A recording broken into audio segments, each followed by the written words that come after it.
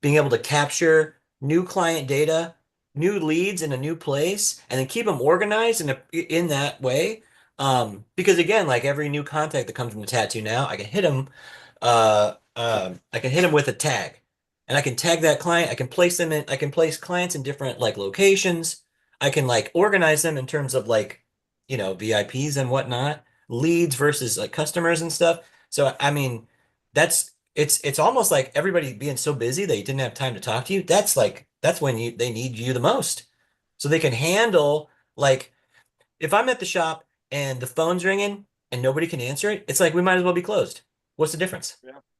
So again, like being able to like sort of like again, not take time and focus away from the client, which is, the most important thing, but also the client calling, the second most important thing. So anyway, that was just what I was going to mention about like that's awesome that you getting out to the conventions and but that's almost when they need it the most when they're so busy that's like, hey, you can just connect to me right here. I'm tattooing away. Connect with me and you'll be in my system. I can send you the deals that I have for new clients and all the rest. So anyway, it was that's cool that you're doing that. That's they need to it's so much better to have that I was when also you're very busy. much like, oh shit, I should have a tattoo career builders and a tattoo now properly represented, at these shows, um, because other people are, right? And part of it's, I was you know, not to hijack. Well, I guess we're still in the preamble, right? But I think long gone are the days where you could just be like a really cool person in the tattoo world, and enough people will like just buy your shit. Now you have to be that and set up at the shows and properly represent, because otherwise, some other motherfucker is. No, they're not motherfuckers. They're good. They're trying to make a living in the tattoo world like everyone else. Anyways, Yeah, this is awesome. Automation, being able to reach our clients no matter where we're at, that's the kind of state of every industry right now. It seems to be I was breaking down, just being in the shoes of the client over the last few days. I've been sick, so I've been in bed watching Shark Tank, a lot of Shark Tank, and taking notes and kind of understanding the just consumerism today because it's not something that's really discussed with tattooing. We talk about all these changes.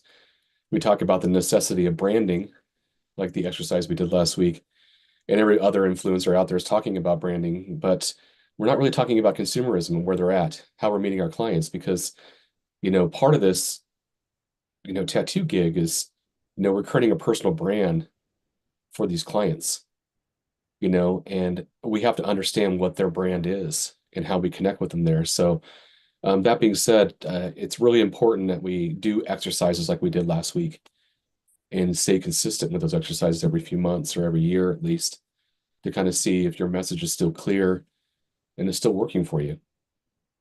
I did the exercise myself before delivering the exercise to you guys last week. My marketing and branding guy came back yesterday with a 10-page marketing and branding spreadsheet for a coalition that's going to be out rolled out here in the next few months, and it was phenomenal.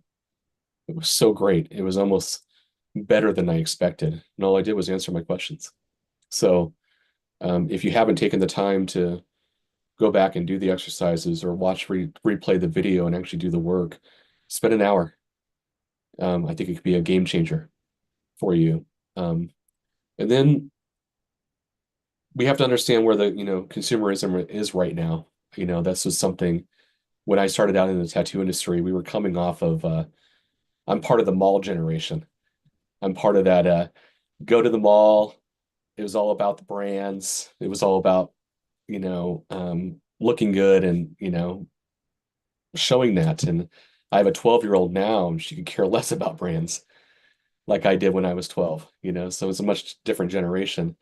And then through the 90s, when I started tattooing, that was really big on the credit card generation. That was nobody was really paying for stuff out of pocket. Everybody was putting everything on cards back then. I worked in a tattoo shop in the beginning. But switched over from cash only to card pretty quickly. And we saw an uptick in our sales. So that was kind of, part of it. But then we've been switching over to this social media generation. And I think that's really fueling consumers and how and what they purchase. And I noticed when I was watching, I feel like shows like Shark Tank are also kind of fueling the direction of consumers these days because everybody had a story. Everybody who's selling to an investor that's a business is looking at it from the shoes of the person who's going to be buying. These investors, that's all they do, and being in the shoes of that, the story is what's selling. Even like your tattoos, the stories sell. Just having a portfolio online, in your social media feed and you're just posting your pictures, there's no story there. You're just giving them the facts of what you do. But that's not what sells them. I was thinking about Japanese artists because one of my favorite Japanese artists doesn't just show his Japanese art. He describes the symbology around Japanese art. And that story is so powerful. When you're putting a cherry blossom on somebody, but then maybe it's a video of you coming in saying, hey, this represents impermanence. Cherry blossom trees don't bloom very long. They're gonna, you know, things are gonna change. And I think that's really powerful. So when somebody's thinking about getting a cherry blossom tree, it's not just an impulse buy for them. They now have a connection with it. They have a connection with that story. I think that could really help them out. So, you know, I think it's crucial. That's just my opinion. I think it's crucial that artists that are especially using the social media realm for, a lot of their advertising marketing is, discussing the symbology around what you do, why you do what you do. People want to hear about it. They're not just buying a tattoo, they're buying you. And that's what I was really trying to hone in on last week was with these branding questions is understand what it is that they're buying. And your battle's half won. People come in, they want that trust, they want that factor. They may have seen your tattoos, they like them, but ultimately, what's going to sell them? How you deliver, how you deliver your story, how excited you are around what you do, why you do what you do. I know personally right now, I could probably afford to go get tattooed from anybody in the world right now, get the best work. And I choose my friends in the Northwest. They're great artists, the ones I choose, but I choose because their story, even Arlo. Yeah. Excuse me. I will not spend $70,000 on a sleeve tattoo, James. If I could just add, I don't want to shift it, but going back to the story, right out of the gate, that's where Nick Baxter. That's what one of the things he taught me, which was pissed me off because he's not that much younger. But in the '90s, mid '90s, like he came out right out of the gate and he was telling his stories. He's a vegan and animal rights and full on anarchist, and his clients like and that's and up until then I was really bored with websites. It's just pictures and words, right? But he would put up the pictures that were awesome and then the story, and that's all it took. And then people were fucking, oh yeah, I want to go to him.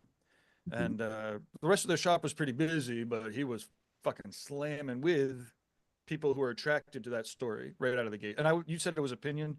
I would be. It's a. I don't know. I think it's practically fact if it's not just fact. Guy understood early on that it wasn't about transaction, it was about the transformation. He understood this, and I felt that too when I first took Guy's seminar in I think 2000 when he very first came out with Brandon Van the Tattoo. We did an 8-hour day with him in Dallas, Texas.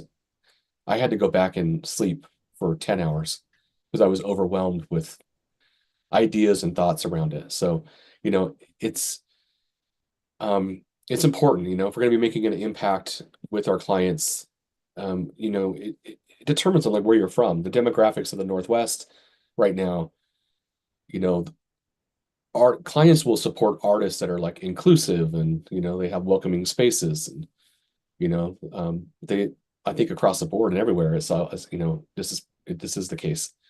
Are you clear and you're fair with your pricing? And some areas, especially like Portland right now, are you environmentally conscious around it? They want to know about it. When I go to a tattoo convention in Portland, I get asked all the time, is that vegan ink that we're selling? Is that vegan ink? So it's really, it's common. But people, they want to know that you're aligned with being, socially and environmentally conscious, as well. So these are things that, we have to really put ourselves in the shoes of the client that's coming to us. And I think our marketing, when it's around that angle, and our branding with the messaging, the vibe that you're giving off to them is coherent with this. You know, you're going to stay busy. Don't get me wrong, there's still the impulse days. Friday the 13th will probably still work. Customer appreciation days will probably still work, but they're not every day. If you're open Monday through Friday and that's how you work and you're just waiting for walk-ins to happen, a lot of that stuff that's coming in is the impulse buyer. And that impulse buyer consumerism is really fading away. It's fading away fast. So if you're wondering what it is, why is our industry changing so quickly? It's the world. We're just a reflection of the rest of the world. It's happening everywhere. There is no resistance to this. So, Gabe, I didn't see what you said here. Oh, I was just saying, we had in our monthly meetings notes, we would have an eco-friendly agenda item. So we'd be like, we switched out the trash bags to, something that was degradable or whatever. What are you going to do next month? And then we'd come up with a couple ideas, and then, but that way, once a month we'd do like one new thing to tighten it up. Yeah, if anybody's interested in the eco-friendly aspect of tattooing too, I'm good friends with Ryan and Lee over that are the founders of Good Judy out of Canada. I'm one of their biggest distributors in the US for their eco-friendly products. And they're not just eco-friendly, but they're like fucking badass products. They're amazing for cord sleeves. They're really, yeah, it's awesome stuff. Someone, I don't know why it gave me a thumbs down. Oh, my thumb was up and then it went, okay. It popped up on my screen that way. No, I give it a thumbs up. There we go. That's so funny. Let me turn off my reactions here. I don't like that shit at all. I'd Nice love try, to have, James. what's that? He tried it too. He went like this and it didn't work. Did it work? No. I had to turn it off. I didn't realize it just pops up automatically. Oh, Cole's got it. Nice. Oh my God, what the hell? All I had was my fist. Oh, that's great. So, yeah, I wouldn't mind reaching out to them. If you guys are down with it, I'm sure I can get them here on a call having a discussion. They're full of information around eco products. I mean, they live it, they breathe it. They're shitting. Oh, yeah. Okay. I'll reach out to them because I think these are different areas too. Like if you're in an area where people are eco-conscious and friendly, they want that. They may be purchasing from you because of that. It's not just your tattooing, but because your eco is part of your story, it's the one that seals the deal, especially if they're on the fence between a couple people. So That's interesting. I wonder if I do have that domain name. I wonder if we started listing tattoo shops that used eco-friendly tattoo supplies, if that would be a they already have it on their website. So if you go I'm to saying, Good, I'm saying we have I have that domain name, ecofriendlytattoosupplies.com, yeah. that I haven't done anything with for fucking 10 Well, years. they already have one. I don't know what it's called, eco something, Yeah. but they have the US map and they have a listing of everybody who is eco-friendly. That's That's using their not stuff. that's using their stuff. And it's not just about using their stuff. There's parameters around it. You have to use a certain amount of their stuff. It's not just like I just use like your bags. No, you're using more than that. I think it's like 70% of your actual setup had to be, eco-friendly to land on their map right now. But it is effective. It does work. I know down in Portland, it works very well. Seattle, it's starting to take off as well. So it might be consideration for you if you're in an area that's where you can see that really happening. So sorry guys, I'm really sick right now, so I'm trying to pull it together. Please jump in. If anybody wants to jump in right now. I'll jump in real quick. Has anybody here? I think there's about 15. Anybody else done any things on like their Google Q&A or any of that type of stuff, or Google Events since we spoke? Mickey, do you want to talk about what you did? I just worked on my Q&A a little bit, Okay. and then I've been pretty good about like making sure that when I do my bulk posting that GMB is always included, as well as a link to the proper artist page. Nice. Okay. Yeah, we've been talking a little bit on the back end about different Q&A because, like I say a lot, my family has restaurants. And so for one of them, she's getting about 250,000 hits a month, but she's also getting like 1,000 calls a month. And we're trying to figure out, okay, so what I thought was cool lately is like going into your analytics and comparing how many times people actually call you with like how many times you actually do anything with the call, and whether or not you can minimize the amount of calls coming in because all of the answers are already there and you're only really getting somebody who wants to book or something like that. So maybe Mickey, do you look into your analytics and see how many times people call the shop, and if that's realistic, if it's spammers, if it's not? Does that correlate to appointments? Anything like No, that? not through the analytics, but as I'm rebuilding out all my stuff, I've been going in and resetting all of that. So I'm trying to get to a point where I can start from scratch. But I will say that I do get a lot of bullshit calls, and that's why I use the IVR system in the software, because if you can't press the number 2 to get to me, I don't know what else I could do, but I don't want to be stopped all day. On the other hand, as I've been dealing with the ads and stuff, I will say that there's a lot of stuff to understand before you start jumping into that, because like Derek was saying earlier about pricing clarity and stuff like that. For me, it's real hard to be like, hey, I'm X amount a day and this is what's up and let's go. And so I kind of like try to talk to people about that as the conversation gets going. However, if you're posting ads and doing your marketing and you're leaving that unclear, you're going to get a lot of tire kickers. You're going to get a lot of people that are just like, okay, well, that's the one question that I have, and they ask that question. Whereas if you clearly put in your ad, hey, I'm $5,000 a day, this is what the purchase price is, period. The only people that are going to answer are people that are already understand that and are down for that. So, Yeah, that makes a like good. you said, that's my Yeah. learning for the week, I guess. No, that makes a lot of sense too. Pricing is always interesting, but yeah, it kind of pre-qualifies your leads, making them. But yeah, also just looking at the amount of calls your business is actually getting and understanding like what are people asking me. Not only understanding, like making note of why people are contacting you and what they're saying, and how could you make that experience like either easy for them or make that information more, like, hey, do you do this? Might be a common question, but you could also put all those questions then in your Q&A, and that way you could maybe eliminate. So for like my mom, people will call, hey, do you take reservations? It's like, okay, well, why don't I just embed that reservation link in there so they don't have to ask, and it's got a video of me saying, hey, this is what you need to do.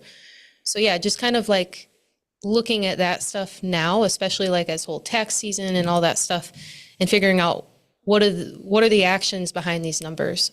Well, I would definitely say that it's a good idea that anytime you have a really, stellar conversation or really eye-opening conversation, that you save that. But as I've been setting up my system, I've had to like relook at branding and relook at how all this stuff is set up. So I kind of am doing the same thing like Derek was talking about, where over like 5 or 6 different conversations and interviews, we build out a extremely long and in-depth brand guide, brand voice wiki for the brand. That way, when we put it into the chatbot, like all that information is there, right? Or you can save that on a page on your website that you don't show anybody, and then you just tell the chatbot, hey, this is where you get the information for the site. And I think they're also getting ready to roll out where like you can get transcripts of your calls. And so if there's going to have to be a way to set up an automation where the transcripts of those calls get sent for approval and then can upload to your wiki. So you only have to answer any question one time, Yeah. and if you can further take that information and have it slowly drip out to Google so Mhm. that it gets all the information, but in like a, every day or every other day stream. Um, that can only help. Everything's getting just so much easier. Right. Yeah, that's on another level. I don't know if anybody's even close to doing that type Sorry. of stuff. No, it's cool. Gabe, what about you for like Tattoo Now? Just curious ahead of stuff like, hey, if you have Paradise, do you ever consider, or I'll just take a real world example. I'm going to Inkmania next week. So I looked up Inkmania online and it comes up his website. It comes up this, and that, but it doesn't come up him as a business. So it got me thinking about like, what about something where you're doing an event or like a flash sale could be an event too, and how that works. So Gabe, have you done anything like that for Google Events? Yeah, no, not really. Like for us, the events, I did at one point, I think, have a business listing for Paradise. But it's like so on again, off again that Okay. we don't keep up on it for better or worse. No. So I created an event through my Tattoo Mapper business profile, and it was just an event that Tattoo Mapper is going to Inkmania Fest. Has anyone done any event creation like that as well? Because you could put like, a flash event, and you just randomly are like, hey, I'm doing a flash event on Friday, and you create a Google event on there. I was just wondering if anyone has dabbled in that. I've only really dabbled for this Inkmania Fest, and I'm kind of learning what happens, but people can see that, and it triggers the backlink to the festival as well as kind of linking me to it. I mean, we have it is, I believe, worth, and we have zeroed in on ads in the areas of tattoo shows, right? So if you make a video that's like, "Hey, I'm Lauren, I'm going to be at Inkmania," and you target tattoo artists that are within 2 hours of, St. Pete or wherever the fuck it is, then when you walk around the convention, everyone will have seen your ad, seen your video, kind of thing. But I haven't used any of the events. Sorry, so that's my only. Yeah, I haven't dumped any money into any ads or anything like that. I basically just created like where we talked about a couple weeks ago or last week, where you're going into Google and you add a post, and it could be an offer, it could be an event, or it could be an update. So yeah. Josh, he's not here now. Maybe he'll hop in on later, from Ohio. He and I were working on it, and it was really weird with the Google. So I was kind of just looking for feedback or discussion with the way that Google looks at tattoo photos and the way that they use AI. And it's like he had this photo of a dagger and a wolf, and it came back that the guidelines. So pretty interesting stuff on that sort of thing too with advertising. If anybody utilizes it or has feedback on it, because it might help as you're like starting to promote some of the stuff you do. Whereas you could be better off using a photo of yourself tattooing versus some of your art that you want to do and things like that. Yeah, I wanted to say too, like that some of our images got flagged as well, that you couldn't put it up. And it was like weird because it didn't make sense, like what was an issue with the image. Like it didn't like a octopus, and it's like, it's an octopus. But okay. So, and it doesn't tell you why either. It just says no. So and it's like, Right. well, I'd really like to, yeah, and it's like I'd really like to know why, and then so is it body placement or things like that? So we've actually gone through and like recropped some photos, and then it'll take it for some reason. That's good Don't advice. know why. Yeah. So if you're auto posting to GMB what you would be posting to Instagram, just be conscientious that like Google is more freaking black and white, right? They just say nope, nope, nope, and then that could be a problem. So as you're thinking about what you go in, you might even want to consider what Caroline's talking about, cropping your images or looking into some of those best practices. Because as tattooers, you're generally all of those things, those content guidelines, you're generally tattooing in funny spots with, stuff that would trigger that sort of thing. Yeah, it's really interesting. I didn't know that you could have that happen, and then it's just like, yeah, no, nope. And even like the TikTok too. It's like, yeah, no, violating some type of guideline, doing this or doing that. And so like, it's what, I think like TikTok, the craziest is that like we're putting out this shop information, but we're violating guidelines because we're putting out what they deem personal information, even though it's public and it's a business. And it's like, okay, well then how are people supposed to contact us if we can't put up freaking contact information? I don't know. Yeah, it's so weird. Yeah, but as I was kind of also exploring, if anybody has not heard yet, too, Maps is starting to get a little bit more in depth. So, like, I did it through our Tattoo Now account, but you can embed different sorts of types of maps that it gives you the analytics for. So, like, if you have a contact page, so can I screen share?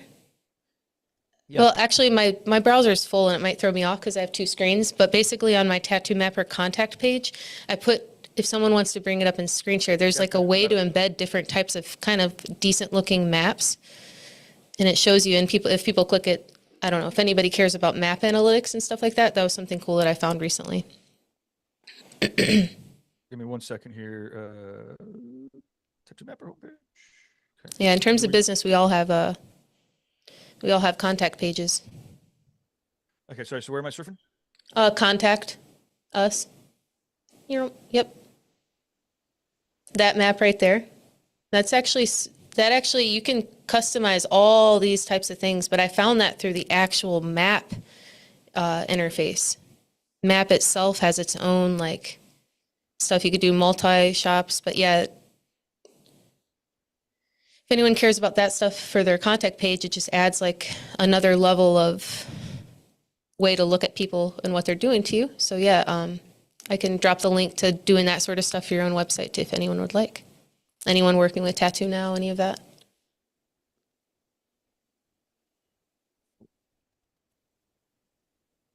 Want to see this video here? Oh, do you have a walkthrough on that? Do you have one of the 3D walkthroughs or? For the map, Yeah. not for a location or anything. Kind of just, oh, What's it's going on, everyone? My name is Adam. Those shorts. yeah. So I'll drop the link in a little bit, but if people want to start like getting curious about what Google does, which is what I did, it was like, oh, they structure your data. Oh, they provide these map embeds. Oh, they have a console for this, a console for that. So yeah, it's always nice if you're interested and you're like, wow, I have to do all this stuff and Google just doesn't seem to find me. Well, when you have a Google map on your site with a Google business profile and you're starting to do all these things, when Google just gets more data points from you, you're cooperating with them and it just kind of helps. So, yeah. They're gonna own everything. They just released a new AI app building AI. So you're like, make an app that does this, and then it gets you 3/4 of the way there. It's nuts, but it's like all Google. It's like we know every communication, we know every Google. Sorry, I yield the floor. It's called the Google Maps platform. I just found it. I think I would just like to bring up briefly, what was coming up for me as Derek was talking about like consumerism, pricing and the like,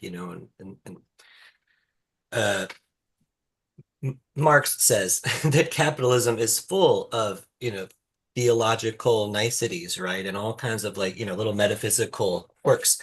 And the point is that I think we're seeing as all of these manufacturers are outing, these incredibly well-named brands, luxury brands, that those products are really just being made in the same factories as everybody else, same place. The prices you're paying, everybody knew this though. Everybody knew it the whole time. So this is, like you're being confronted with the truth of it. And we have to understand that the reason we pay the prices we do for the things that we desire has a lot more to do with, the way it makes us feel. It's not the thing itself, right? And so all this talk about all the, you can get this great tattoo, same market, blah, blah, blah. Yes, there is, an average and a marketplace for the tattoos, but like status, right? That's why people purchase these tattoos. It's a big part of it, right? It affords you a new status. Right. If you don't like, if it's a too much of a masculinized language for us, I will accept that, like, critique, but there is a certain amount like adorning your oneself with tattoo is new status. So the logic or the calculus that you would make in doing it, right, has just so much to do with how we fetishize commodities. And so, like if Michael Jordan actually made my Jordans, you know what I mean? That might be the most amazing, unattainable thing, right? But like a very special tattoo artist giving you a getting a tattoo from them, these are the sorts of things. So again, it's not like I think we can, you can fall into the trap, right? Of sort of taking advantage of people by offering them perhaps like this, ersatz version of the thing itself. So that way you can sort of capitalize on their, tendency to fetishize commodity. Or again, you could offer authentic, soulful object, right, of desire that again, like again, it's a transformational status shifting, right? A parallax shift in terms of our perspective on the things themselves. Anyway, that was just what coming up for me about like, how can we deal? Like, what's, why the fuck do we pay what we pay? And I think it's nice to know, right, that it's lack and excess, right? It is like that is the econ that's Derek like showed us that video. It really defined it so well for us earlier on in our meetings that it is the economy of lack and excess that is like, it defines our desire, right? So we want a tattoo. We want to sell you. I want to sell you a tattoo. But again, it's like this process of unfolding, of becoming, and like, and like, it's the process itself is freedom for me. So I guess that, I don't know how to like, how to price them necessarily, but again, like sort of like trying to find some correspondence with others is a good place to start, but then again, like I think it's true, right? We do live in under capital, and so it's what the market supports, what people will pay. And then again, at the basic supply and demand situation, if you're in demand, right? Then again, it's like it may not be about money. That may not be the barrier to entrance, because money is going to like is going to specify how we would be able to behave in a particular sort of instance. Anyway, I'll stop there.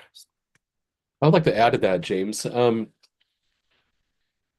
That's great. Thank you for saying that. This, when we can bring clarity, we bring storytelling, our consistency, our care, we can charge premium prices. Our value's felt. It's not just seen. That's the trick. You want your value to be felt. It's what they see, what they hear, how they feel. They want to experience this with you. So like when you're using tools like Tattoo Now, ClearPath, Google, whatever you're using right now, how clear is your message? Is it going forward? How much are you learning from what's not working? I'm wondering how many people actually do this and actually stress test its effectiveness. Are you asking your family, your friends, your coworkers, like, is this clear? Do you understand this? Would you buy from me? These are things that could really elevate our level of what we're bringing in, how much we're charging. All of this, is getting more people involved in this. Just having an idea and putting it out there and hoping for the best, and it's not working, so you justify it in your mind why it's not working without checking in with somebody else isn't really the best benefit for you. So, I'd like to open this, and I'd even like this forum to be part of that too. If something's not working, someone's working with, Google directory aspects of what Lauren's talking about. They're doing this, but it's not working for you. You're not seeing the effect. You can't measure any great results with it. Run it by the group. Let's break it down, and we'll be honest with you as to maybe seeing things that we see that can be improved upon. It could be something as simple as like the quality of your photos going up on Google Drive. I mean, how many websites out there have good quality photos? We could do like a put someone in the hot seat kind of activity, full on brain fucking tear down. I mean, build up, with the So tear down and build up.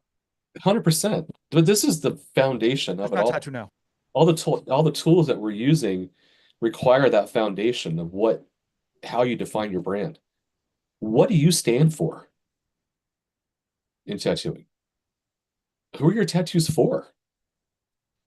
You know, the questions that we Did have to anybody put any of ask that ourselves. verbiage on their site? Like all of that verbiage that you talked about last week, websites are perfect spots to go and put it right there front and center. People land on your site. I do, you know, authentic fucking jailhouse tattoos. Boom, right?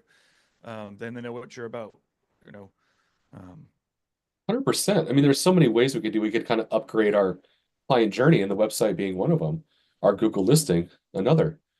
Our booking process, our communication needs to evolve always. Our onboarding with clients, we just kind of do one thing and we stick that way for a long time. I know people that still have the same onboarding process for the last 20 years. And it's like, but times have changed. You have to evolve with that. You're speaking to people that bought from you 20 years ago, not people today. You have to upgrade this. And aftercare, even aftercare that goes out the door. How much attention to detail are you putting into that? If you're giving aftercare, some people think, here's a bottle of soap and here's some lotion. Thanks so much for your service. But what if you put it in a pretty package? People love that shit. They don't forget it and they talk about it.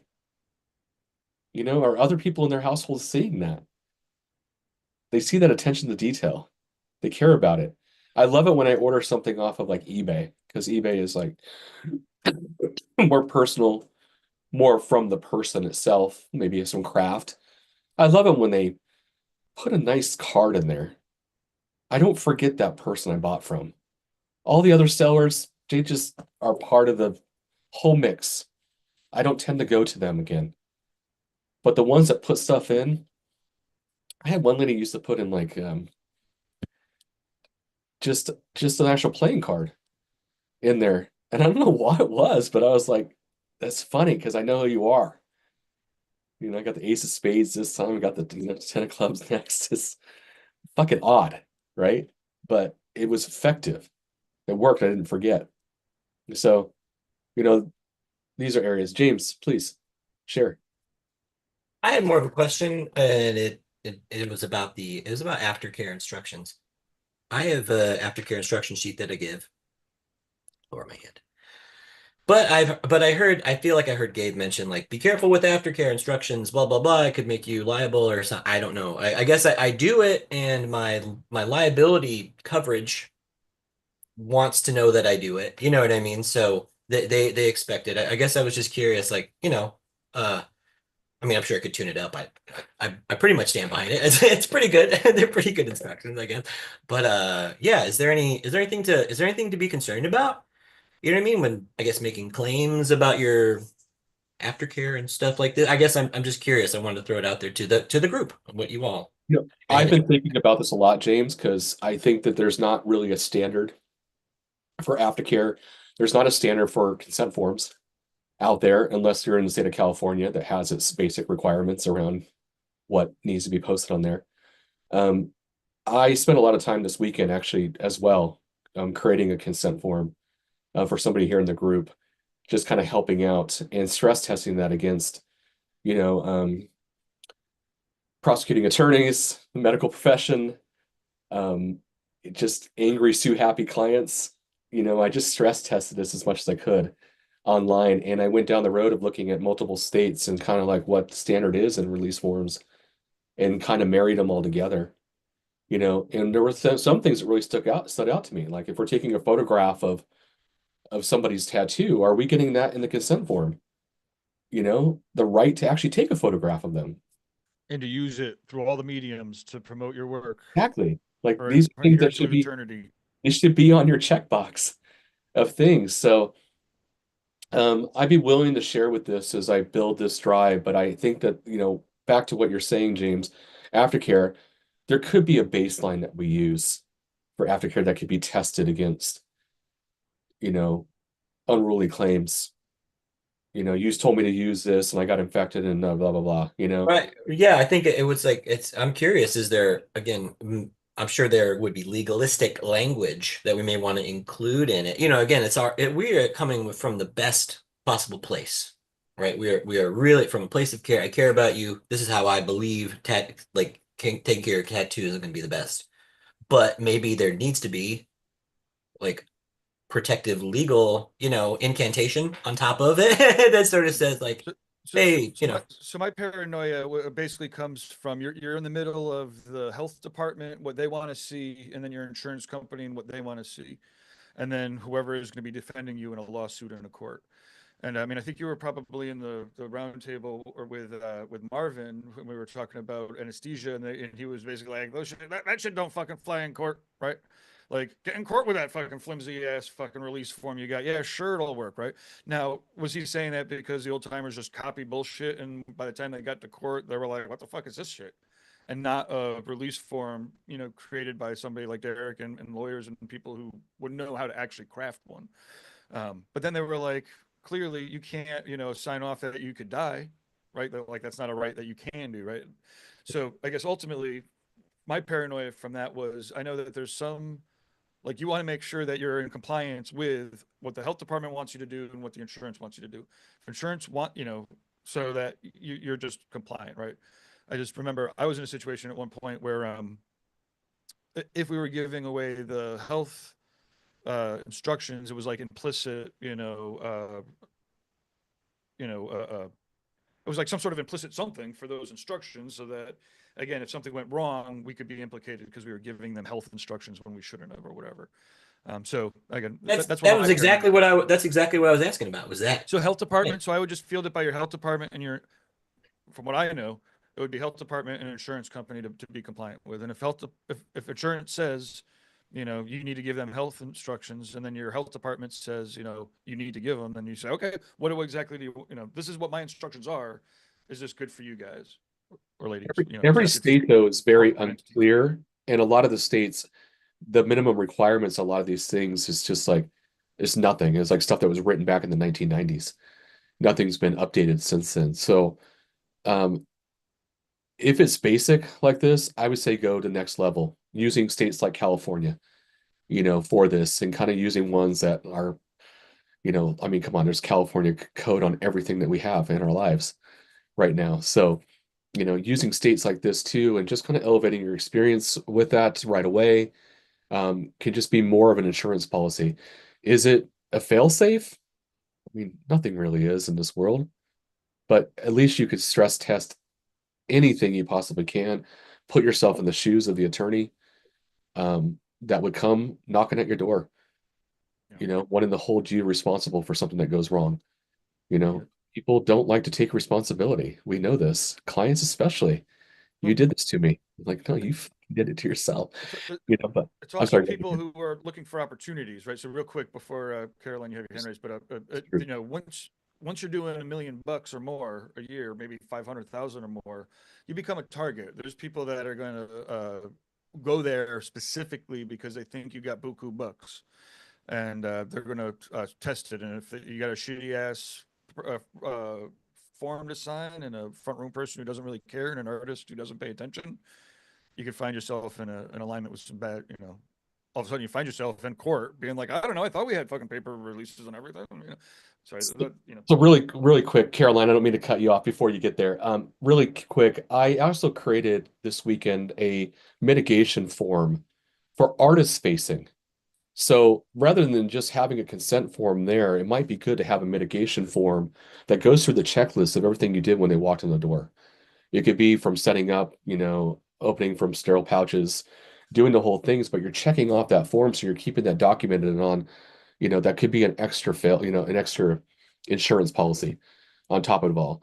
Because especially if you're a shop owner working with a bunch of independent contractors, and they all bring in their own hygiene experiences into the mix. I've been in many shops where I'm like, this person's got it dialed, and the person right next door to them is a fucking shit show of dirty paper towels. You just don't really, it's such a wide bag. So like this could be really help you too with understanding. And I think it should be something that should be written into a standard operating procedure for every shop going right now. Keep yourself protected. Caroline, go ahead.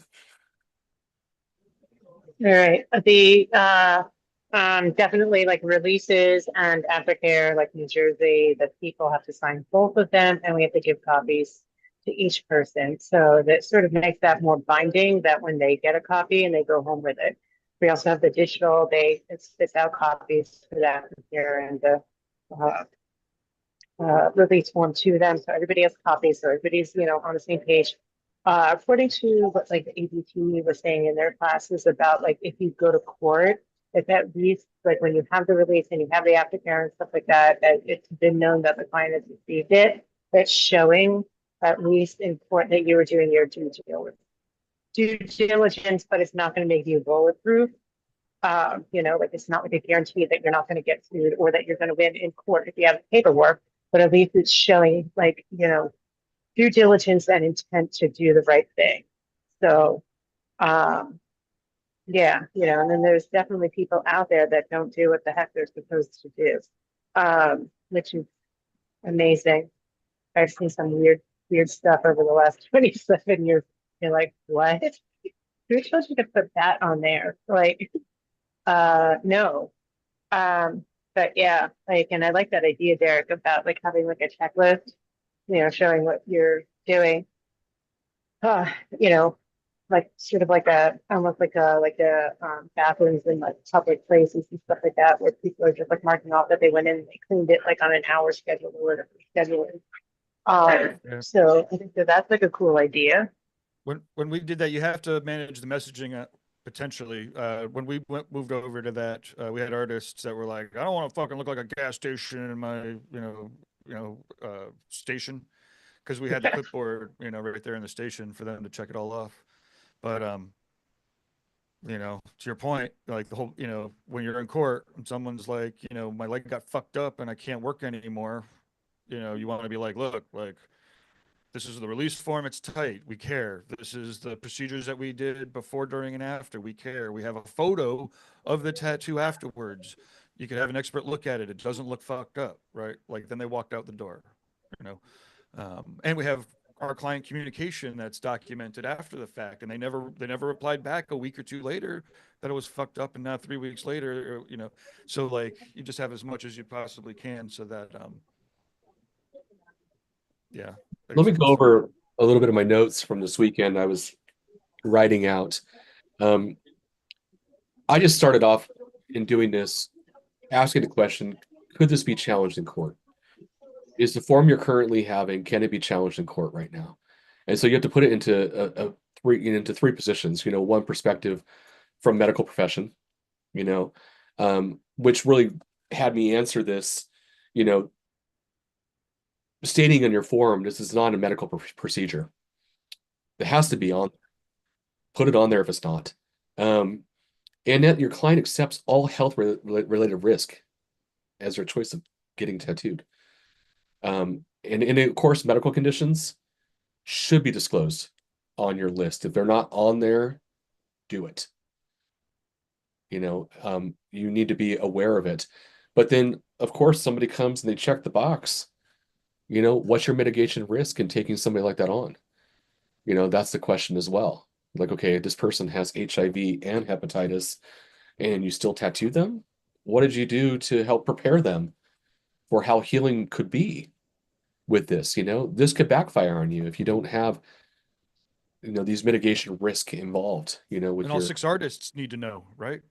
Everybody in the shop. This needs like to be the artist that just got hired 3 weeks ago. All of a sudden, it's like, oh, good point. They clicked 3 boxes. Does that mean I can't do it? I can do it. Or am I supposed to presume everyone's got it? This comes back to I think I mentioned it in another talk here at Business Table. Safety meetings.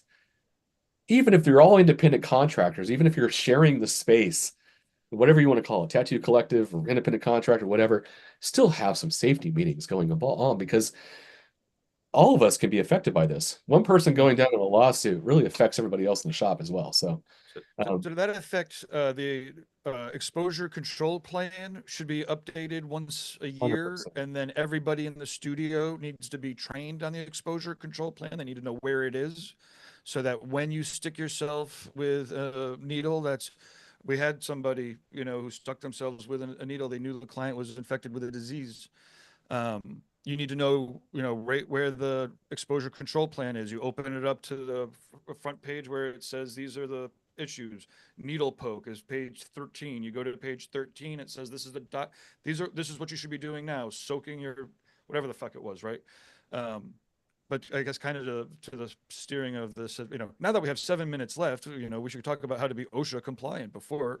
But anyway, main point is exposure control plan. Like if you work at a tattoo shop, and I guess to Derek's point, like if you're an independent contractor, you're not an employee, you know, so there's no legal responsibility for the shop owner, to the best of my knowledge, for the shop owners to have you, because you're an independent contractor. All the employees need to be trained on it once a year for sure. To Derek's point, in spirit, for sure. If you're tattooing at a spot and you don't know, you know, if all of a sudden you drink the fucking rinse cup instead of your wine fucking cup by accident, you don't know what to go to do. Sorry, Mickey. sorry, germaphobes.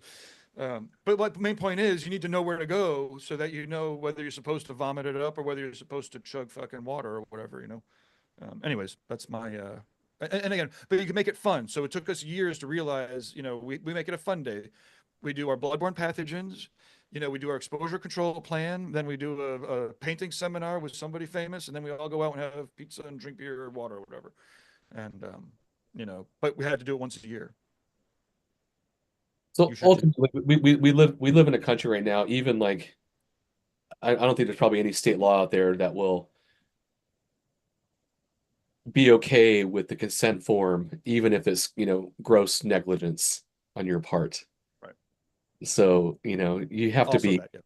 yeah. So this is a part of it. This is about them asking the questions. If a prosecuting attorney's in your face and saying this, like, what's your procedure look like if something happens and stuff like that, you should have something in documentation there. Yeah. Not you could be pigeonholed into the gross negligence category at that point. So OSHA will fucking go after you, absolutely. If you don't have that shit tight and someone is in a hospital as an employee for the tattooers. you got OSHA, you got From Landmark Industries. Yeah, I mean, there's every state, it's got something different there. So yeah, I think it's just, this is about professionalism. You know, this is something like if you're doing this too on the back end and whatnot, I mean, I guarantee everything else in your world is getting better too. If you're putting this kind of detail into the back end of things and getting better, you know, just imagine your marketing and your branding and everything else will probably just follow suit. You know, it's just, this is a holistic approach, like all thing that we're talking here. This is why we're having tattoo business talks.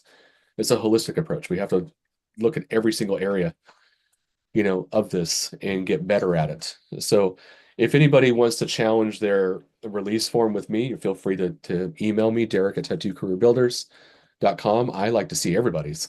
Yeah, honestly. if anybody doesn't take advantage of that, they're silly, because And unless it I'll was put written by a real lawyer or somebody, then this is that part. I've never Yeah. seen that. That's I'm cool. not a That's great. lawyer, so you're probably gonna get a disclaimer when I return anything back to you. I put disclaimers on everything now. So, but yeah, feel free to send it my way, and maybe we can marry the two of what I have that's really extensive in 2 pages with what you have. So, Carolyn,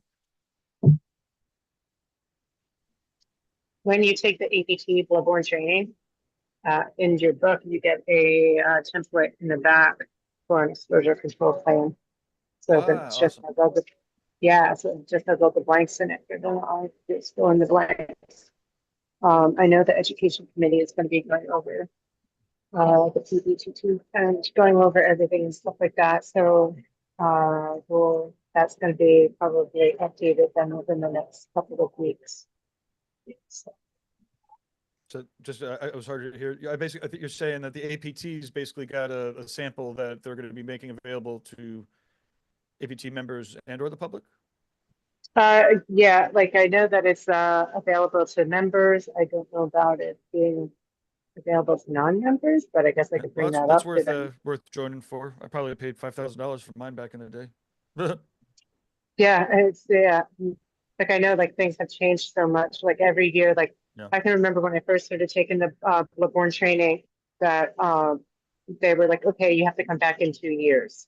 And then in that 2-year gap, it was like, well, now you got to come back every year. because there's so much changing within the year that we, to keep you current, you now have to have your trainings annually. So, yeah, and then they just and in the back, they had the exposure control plan meeting and some other, I think they had, I think it was aftercare and like a release form and stuff like that, like templates. Obviously, my shit's old because I still have like my binders from 20 years ago. So, but yeah, we're going to be updating all of that. That's the next thing on the education committee's agenda. So. This is great. This makes me think of, I was going down the rabbit hole of looking at different states in their Board of Health listing of all the tattoo artists in the state, and the amount of expired licenses out there is phenomenal. Holy shit. It's almost like it's pretty bad. So do yourself a favor today, look at your state licensing, go in and put the date down in your Google Calendar so it reminds you when to update these things. You should do the same thing with your bloodborne pathogens, like what Caroline's talking about. Just do it. Out of sight, out of mind at that point until it comes up. Oh yeah, I need to renew that. Don't be expired and don't be outdated. That's part of mitigating your risk here, guys. Hang it up at your station so you see it at all times so you can see your expiration date. All right. Now Hey, I'm having fucking flashbacks of every year we'd have the list of the tattooers whose license expired, and we'd have to nag them until they fucking got their shit together. That was now, crazy. if you're a shop owner, you should need to do it for every single person working in your environment. You should have that. So you're reminding them, because you don't want them not current. When We'd everybody have to stop them. We would be like, you cannot tattoo if you do not renew your license. We gave you a month and a half's notice and nagged you every fucking week until now, and now you cannot tattoo. Ah! I worked in a shop in Portland, Oregon in the late 90s. When I was opening my shop in the early 2000s, the artist I was working for had let his license lapse. The Board of Health came in, they shut him down. He had to go through a continuing education. It took him 6 weeks to get back up and running again. And all it did was help me because I was trying to open up my own shop. I did all the tattoos. I was busier than shit, so I benefited from his mistake. But you just don't want to be out of work for 6 weeks, especially if they shut you down. That's here's how it is. All right. Hey, thank you so much, guys. We'll see you next week. And I am going to be scheduling dates for this book club meeting, the first one here. Before the end Awesome. of the week, I'll actually have it on the calendar, email everybody over on this. Let's have a talk about Think Again. Think Again. Are people reading it or listening? Awesome. Okay. Cool. All right. Looking forward to it. I'll see you guys next Tuesday. Cheers.